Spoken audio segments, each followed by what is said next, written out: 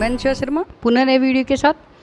कल हमने राज्य कार्यपालिका में विधानसभा और विधान परिषद की शक्तियों का अध्ययन किया था। आज हम जो कार्यपालिका उसका अध्ययन करेंगे। कार्यपालिका में, राज्य की कार्यपालिका में कौन कौन आता है? राज्यपाल, मुख्यमंत्री और मंत्रिपरिषद या मंत्रिमंडल। तो भारत में संसदीय शासन प्रणाली अपनाई गई है और संसदीय शासन प्रणाली में राज्य में भी है, वो हमारे यहाँ संसदीय शासन प्रणाली है। तो उसमें क्या होता है कि जो राज्यपाल होता है वो नाम मात्र की कार्यपालिका होता है और इसको वैधानिक प्रदान करते हैं, और वास्तविक कार्यपालिका होती है मंत्रिमंडल, जो सारे काम करती है। अब हम देखते हैं कि ये जो राज्यपाल है इसकी नियुक्ति कौन करता है। तो राज्यपाल की नियुक्ति वो राष्ट्रपति के द्वारा की जाती है और राष्ट्रपति के प्रसाद पर्यंत पद पर बना रहता है। और इसका कार्यकाल कितना है राज्यपाल का? 5 वर्ष, लेकिन समय से पूर्व इसे हटाया भी जा सकता है।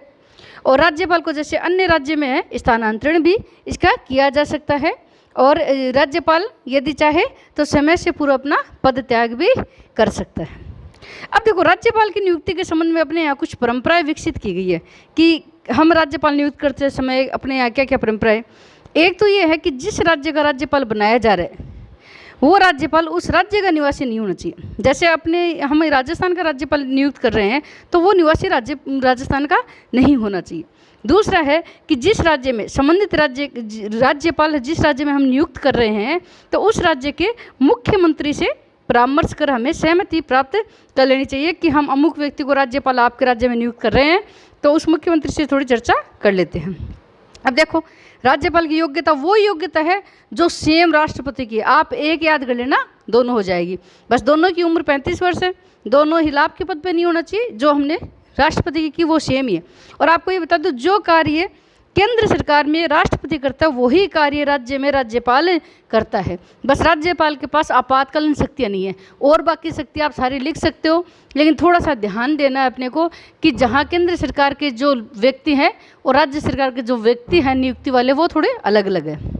वेतन भत्ते, राज्यपाल का वेतन है 3,50,000 रुपये, 3.5 लाख रुपये इसके वेतन है। अब राज्यपाल की शक्तियां देखें तो राज्य में राज्यपाल की वह स्थिति है जो केंद्र में किसकी है? राष्ट्रपति की। केंद्र में जो स्थिति राष्ट्रपति की है वही राज्य में राज्यपाल की है। अब देखो, राज्यपाल की शक्तियां देख लेते हैं हम। ये इंपॉर्टेंट क्वेश्चन है, इसके बारे में बहुत बार प्रश्न आता है कि राज्यपाल की शक्तियां बताइए। तो सबसे पहले राज्यपाल की शक्तियां, जैसे हमने राष्ट्रपति की शक्तियां पढ़ी थी वैसी की वैसी शक्तियां राज्यपाल की है। तो सबसे पहले इसकी शक्ति है कार्यपालिका शक्ति। कार्यपालिका शक्ति में हम जितनी भी नियुक्ति वो सारी देखेंगे कि मुख्यमंत्री की नियुक्ति राज्यपाल करता है, उसके परामर्श से अन्य मंत्रियों की नियुक्ति राज्यपाल करता है। इसके बाद में राज्य में जैसे एक महाधिवक्ता होता है जो सरकारी वकील होता है सरकार की तरफ से, उसकी नियुक्ति राज्यपाल करता है। RPSC शॉर्ट नाम लिखा मैंने, राजस्थान लोक सेवा आयोग के अध्यक्ष व सदस्यों की नियुक्ति करता है राज्यपाल। उसके बाद में कार्यपालिका शक्ति में दूसरी यह है कि राज्य के कार्यों के संबंध में नियमों का निर्माण करता है। राज्य के कार्य के संबंध में जो भी हम नियम बनाएंगे उनका निर्माण राज्यपाल करता है। मंत्रियों के बीच ये सारे कार्य विभाजन करता है मुख्यमंत्री के परामर्श से, और मुख्यमंत्री व मंत्रियों से राज्य व शासन से संबंधित विषयों पर यह सूचना प्राप्त करता है कि मंत्रिमंडल ने क्या निर्णय लिए हैं, वो सूचना ये प्राप्त करता है। राज्यपाल मंत्रिपरिषद के सदस्यों को पद और गोपनीयता की शपथ दिलाता है। जो मंत्री होते हैं उनको पद और गोपनीयता की शपथ दिलाता है और उनके त्यागपत्र स्वीकार करता है मंत्रियों के, और उनको पद से हटाता भी है। तो ये है राज्यपाल की कार्यपालिका शक्ति। दूसरी जो राज्यपाल की शक्ति है वो है विधायी शक्तियाँ। विधायी में क्या आएगा? देखो, राज्य व्यवस्थापिका का अंग है। राज्यपाल राज्य व्यवस्थापिका का अंग है, जैसे राष्ट्रपति संसद का अंग है वैसे की वैसी। अब देखो, विधायी शक्ति में हम विधानसभा की बात करते हैं तो विधानसभा और विधान परिषद जहाँ है उनके अधिवेशन बुलाना, उन अधिवेशन को स्थगित करना, विधानसभा को भंग कर सकता है, और विधानमंडल की जो पहली बैठक होती है उसको संबोधित करता है, उनको समय समय पर संदेश भी भेज सकता है। एक तो विधायी शक्ति में ये आ गया। दूसरा विधायी शक्ति में क्या आएगा? देखो, विधानसभा द्वारा पारित कोई भी विधेयक है तब तक कानून नहीं बन सकते जब तक कि उस पर राज्यपाल साइन ना कर दे, तो उसी के हस्ताक्षर पर विधेयक वो कानून बनते हैं। इसके अलावा कोई भी विधेयक है, मान लो विधानसभा और विधान परिषद ने पारित करके भेजा, तो वो उसे अस्वीकार कर सकता है, उसमें संशोधन के लिए कह सकता है, और उसको विधानसभा में पुनर्विचार के लिए भी लौटा सकता है कि आप इस पर पुनर्विचार कर लो। अब मान लो उसने पुनर्विचार के लिए लौटाया, और यदि विधानमंडल दूसरी बार उसे वैसा का वैसा पारित कर दे तो उसे स्वीकृति प्रदान करनी पड़ती है। यदि वैसा का वैसा दूसरी बार पारित कर दे तो उसे स्वीकृति प्रदान कर देनी पड़ती है। अब देखो विधायी शक्ति में ही, यदि राज्य विधानमंडल का अधिवेशन नया चल रहा हो तो वह अध्यादेश जारी कर सकता है। ये हमने राष्ट्रपति की शक्ति में भी पढ़ा था कि जब संसद का अधिवेशन नहीं चल रहा हो तो राष्ट्रपति अध्यादेश जारी करता है, तो राज्यपाल भी करता है। विधानमंडल की बैठक आरंभ होने के 6 सप्ताह तक तो ये अध्यादेश मान्य रहता है। उसके बाद यदि विधानमंडल उसे कानून बना दे तो स्वीकृत कर दे तो वो कानून बन जाता है, अन्यथा उसे अस्वीकृत करके नया कानून बना सकती है। इसके अलावा विधान परिषद में राज्यपाल क्या करता है, जैसे राष्ट्रपति है वो राज्यसभा में 12 सदस्य मनोनीत करता है, और राज्यपाल है वो राज्य विधान परिषद में 6 मत कर देना 1/6 सदस्यों को मनोनीत करता है। किसको करता है, जो कला साहित्य विज्ञान इनमें विशेष योग्यता रखते हैं, वही चीज़ें जो राज्यसभा में है। इसके अलावा यदि राज्यपाल को ये लगे कि विधानसभा में कोई भी आंग्ल भारतीय सदस्य को प्रतिनिधित्व नहीं मिला है, मतलब अंग्रेज और हिंदू माँ बाप की कोई संतान वो आंग्ल भारतीय होता है, यदि इनको प्रतिनिधित्व नहीं मिला हो तो विधानसभा में 1 सदस्य मनोनीत कर सकता है, और राष्ट्रपति है वो लोकसभा में 2 सदस्य मनोनीत करता है, ये ध्यान रखना। इसके अलावा वित्तीय शक्तियाँ देखो कि धन विधेयक है वो राज्यपाल की पूर्व स्वीकृति के बिना प्रस्तुत नहीं किया जा सकता। राज्यपाल की पूर्व स्वीकृति के बिना धन विधेयक प्रस्तुत नहीं किया जा सकता। विधानसभा में अनुदान की मांगे भी उसकी स्वीकृति के बिना नहीं की जा सकती। जब तक हम अनुदान की मांग नहीं करेंगे तब तक हम राज्य के जो संचित निधि उससे धन नहीं निकाल सकते, तो उसके आदेश से हम धन निकाल सकते हैं। और अपने राज्य की संचित निधि ये होता है राज्य का खाता, जैसे बैंक में राज्य का अपना खाता होता है वैसे ही राज्य की जो संचित निधि है वो राज्य का खाता होता है, और उस पर भी किसका अधिकार होता है, राज्यपाल का। और अगर हम केंद्र की संचित निधि की बात करें तो उस पर राष्ट्रपति का हस्ताक्षर वो राष्ट्रपति का अधिकार रहता है।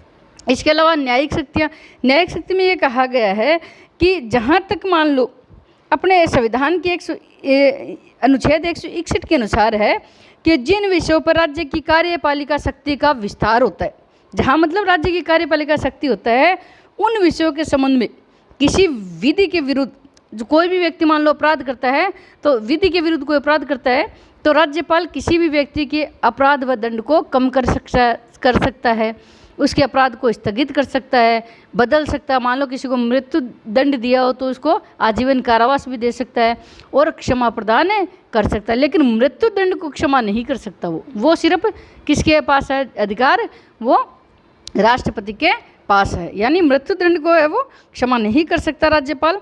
बाकी राज्यपाल है अब व्यक्ति के अपराध व दंड को कम कर सकता है, स्थगित कर सकता है और बदल सकता है। अब देखो राज्यपाल की क्या शक्ति और की कार्यपालिका शक्ति में कर रहे हैं ना कि वह महालेखा परीक्षक का प्रतिवेदन है। कोई मान लो अपने यहाँ राज्य में एक महालेखा परीक्षक होता है, उसके प्रतिवेदन को प्राप्त करता है, प्राप्त करने के बाद उसे विधानसभा में के समक्ष रखता है कि ये प्रतिवेदन है, और मान लो ये भी कार्य कर दिया। इसके बाद अपने ये सोचते हैं कि राष्ट्रपति की आपातकाल शक्ति पड़ी थी, हमने धारा 356 में पढ़ी थी। तो अब मान लो कि ये प्रतिवेदन कौन देता है कि राष्ट्रपति शासन लागू करना, वो राज्यपाल देता है। तो वह कौन, राज्यपाल।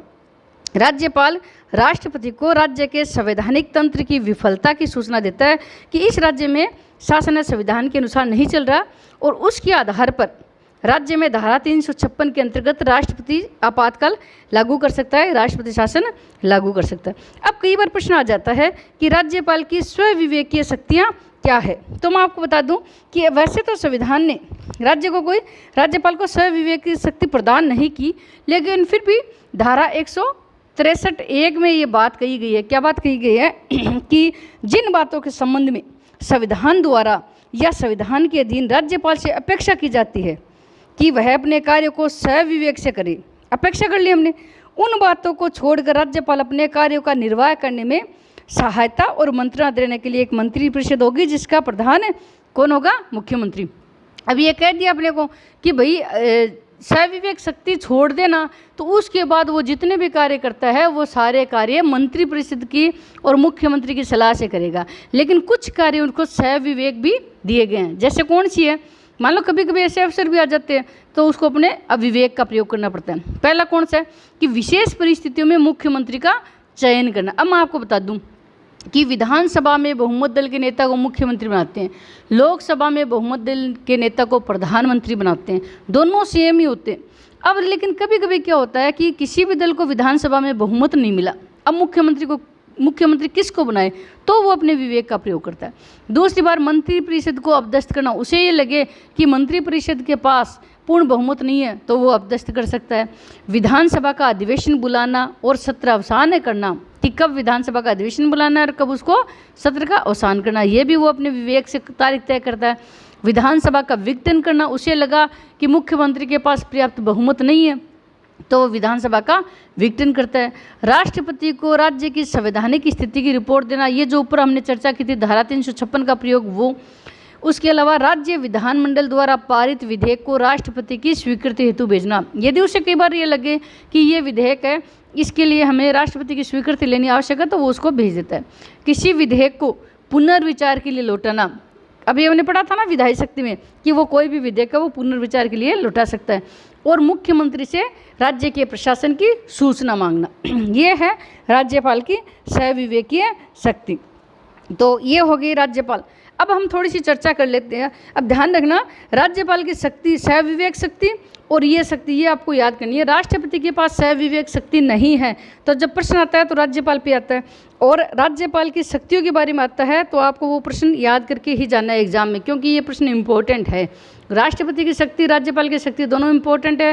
राष्ट्रपति की आपातकालीन शक्ति इंपॉर्टेंट है, प्रधानमंत्री की शक्ति इंपॉर्टेंट है, और उसके अलावा मुख्यमंत्री की शक्ति के बारे में प्रश्न पूछ सकते हैं। अब हम जो राज्य की वास्तविक कार्यपालिका कौन है उसकी चर्चा करते हैं। तो राज्य की जो वास्तविक कार्यपालिका है वो कौन है अभी, वो है मंत्री परिषद। वास्तविक कार्यपालिका कौन होती है राज्य की वास्तविक कार्यपालिका कौन होती है, मंत्री परिषद वास्तविक कार्यपालिका होती है। अब हम मंत्री परिषद कैसे बनती है इसका थोड़ा सा अध्ययन कर लेते हैं। सबसे पहले देखो मंत्री परिषद में आता है मुख्यमंत्री, क्योंकि मंत्री परिषद का अध्यक्ष कौन होता है, मुख्यमंत्री होता है। तो सबसे पहले हम देखते हैं कि मुख्यमंत्री की नियुक्ति कौन करता है। तो अनुच्छेद 164 में ये कहा गया है कि मुख्यमंत्री की नियुक्ति राज्यपाल करता है। एक नंबर का प्रश्न पूछ सकते हैं कि मुख्यमंत्री की नियुक्ति कौन करता है, राज्यपाल करेगा। इसके अलावा फिर वो क्या करता है, मुख्यमंत्री की सलाह से राज्यपाल अन्य मंत्रियों की नियुक्ति करेगा।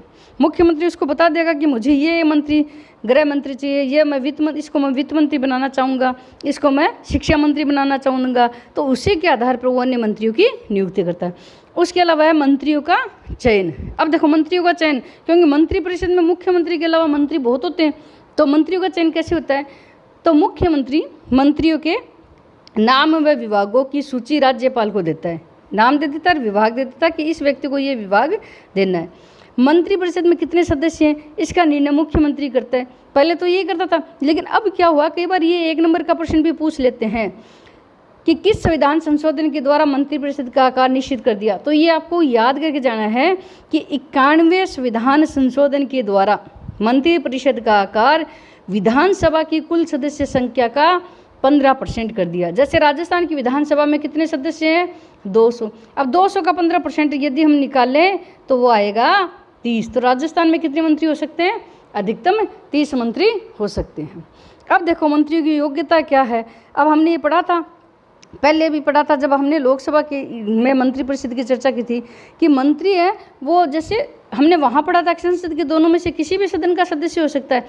यहाँ हम करेंगे विधानमंडल के दोनों में से किसी भी सदन का सदस्य होना आवश्यक है। 2 सदन ना विधानमंडल में, एक विधानसभा और एक विधान परिषद, तो इन दोनों में से वो किसी की सदस्य होना आवश्यक है। अब मान लो कोई व्यक्ति सदस्य नहीं है तो भी हम उसको एक बार मंत्री बना सकते हैं। अब उसे क्या करना होगा, 6 माह के भीतर दोनों में से किसी एक सदन की सदस्यता लेनी पड़ती है। यदि वह नहीं ले तो उस व्यक्ति को मंत्री पद छोड़ना पड़ता है। अब मंत्रियों का कार्य विभाजन देख लो कि मंत्री क्या क्या कार्य करते हैं। तो जो है ना राज्यपाल है वो मुख्यमंत्री के परामर्श के अनुसार ही मंत्री परिषद उसका विभाजन करता है। तो मंत्री क्या है, उनको राज्यपाल मुख्यमंत्री के परामर्श से कार्य विभाजन करता है। अब सारे मंत्री है वो अपने अधिकार के अंतर्गत है, जितने भी विभाग होते हैं उन विभागों के कार्य करते हैं। जैसे शिक्षा मंत्री वो शिक्षा विभाग का कार्य करेगा, वित्त मंत्री वित्त विभाग का कार्य करेगा। अब देखो शपथ कौन दिलाता मंत्रियों को, तो मंत्रियों को राज्यपाल के समक्ष या तो आप पद और गोपनीयता की शपथ लिख सकते हो या कर्तव्य पालन और गोपनीयता की शपथ लिख सकते हो। तो राज्यपाल के समक्ष उस मंत्री को कर्तव्य पालन या पद और गोपनीयता की शपथ लेनी पड़ती है। अब देखो आगे थोड़ा सा और है, मंत्रियों की श्रेणी कितनी होती है, तो मंत्रियों की 3 श्रेणी होती है। कौन कौन सी? पहली है कैबिनेट मंत्री, ये हमने पहले भी पढ़ा था केंद्र सरकार वाले पाठ में। उसके बाद में राज्य मंत्री और तीसरा है उपमंत्री। ये 3 मंत्री होते हैं मंत्रिपरिषद में। अब देखो सबसे इंपॉर्टेंट मंत्री कौन होते हैं? कैबिनेट मंत्री है, ये सबसे महत्वपूर्ण होते हैं। अब कैबिनेट मंत्री के बारे में हमने केंद्र वाला पाठ पढ़ा था, चर्चा की थी कि ये क्या है, सामूहिक रूप से शासन की नीति का निर्धारण करते हैं। और दूसरे स्तर पर जो मंत्री होते हैं वो राज्य मंत्री होते हैं दूसरे स्तर के।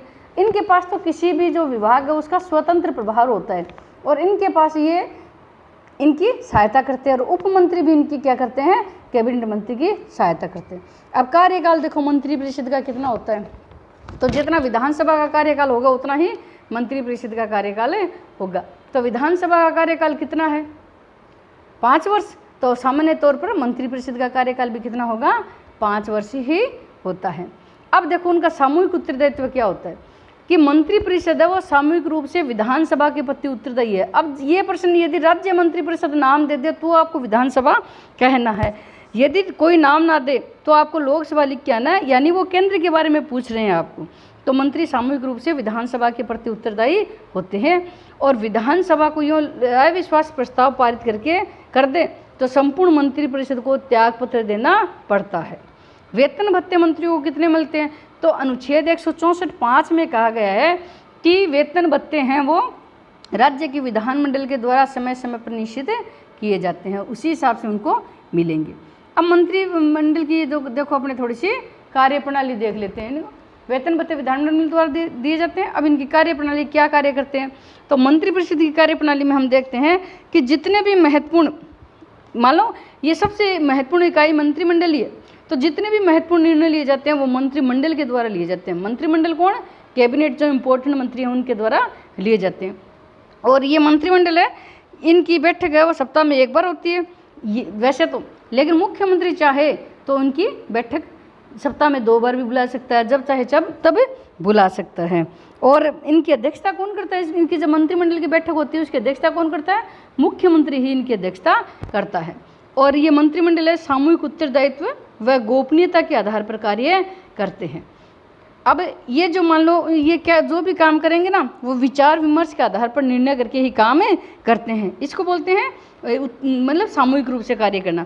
और मंत्रिमंडल की कार्यवाही हमेशा गुप्त रखी जाती है, कोई भी मंत्री ये नहीं बताता कि हमने आज मंत्रिमंडल में कौन सा निर्णय लिया है।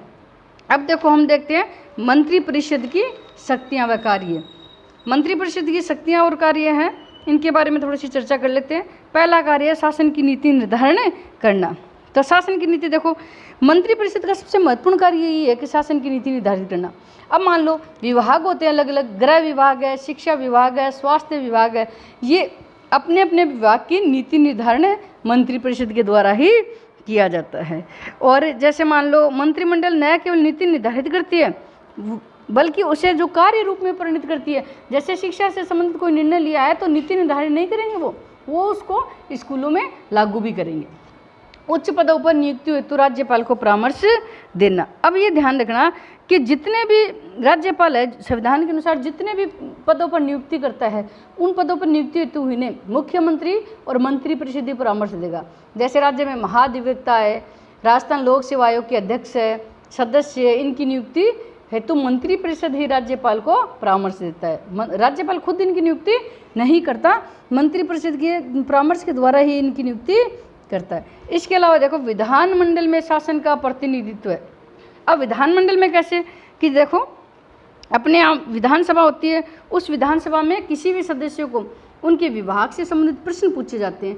तो मंत्रिपरिषद के जो सदस्य मंत्री होते हैं ना वो विधानमंडल में उपस्थित होकर अन्य सदस्य जो प्रश्न पूछते हैं उन प्रश्न और उन्हें आलोचनाओं जो उनकी आलोचना की जाती है उनका क्या देते हैं? उत्तर देते हैं। जैसे प्रश्न पूछ लिया राजस्थान में माध्यमिक शिक्षा की कितने स्कूलें हैं, तो उन मंत्री को उस स्कूलों का पूरा विवरण देना ही पड़ता है, अन्य सदस्यों को पूछ लेते तो। इसके अलावा कानून निर्माण का कार्यक्रम निश्चित करना कि विधानमंडल में कौन कौन से विधेयक किस क्रम में होंगे और प्रस्तुत किए जाएंगे, इसका निर्णय भी मंत्रिपरिषद ही करता है। इसके अलावा बजट तैयार करना, वित्त मंत्री वो बजट विधानसभा में प्रस्तुत करता है और यह बजट मंत्रिपरिषद के द्वारा निश्चित की गई नीति के आधार पर तैयार किया जाता है और मंत्रिपरिषद का ही उत्तरदायित्व है कि वो बजट पारित करवाए। यदि बजट पारित नहीं होता तो मंत्रिपरिषद को मतलब मुख्यमंत्री समेत मंत्रिपरिषद को इस्तीफा देना पड़ता है। तो विद्यार्थियों, ये राज्यपाल और मंत्रिपरिषद के बारे में आज चर्चा की। अगले वीडियो में हम मुख्यमंत्री के बारे में चर्चा करेंगे। तब तक के लिए धन्यवाद।